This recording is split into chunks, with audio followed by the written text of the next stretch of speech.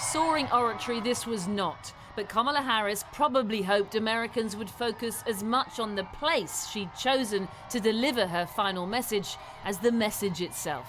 We know who Donald Trump is.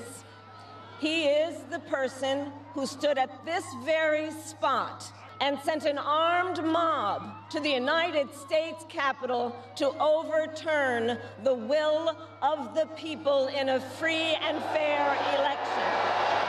And Harris definitely would have hoped she'd get through her speech without Joe Biden just yards behind her in the White House, undermining it and her with yet another garbled message of his own. In my home state of Delaware, they're good, decent, honorable people.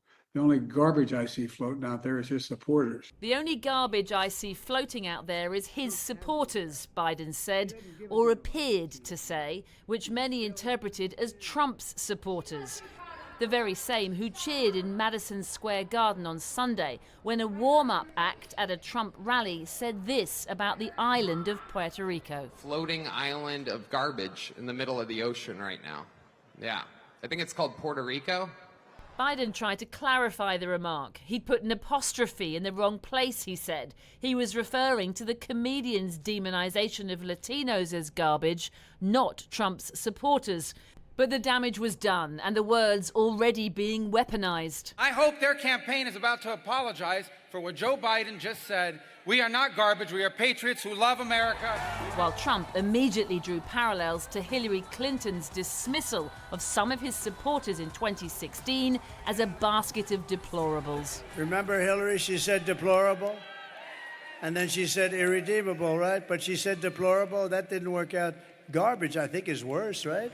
Today, Kamala Harris found herself not reveling in the afterglow of her speech, but in damage limitation mode.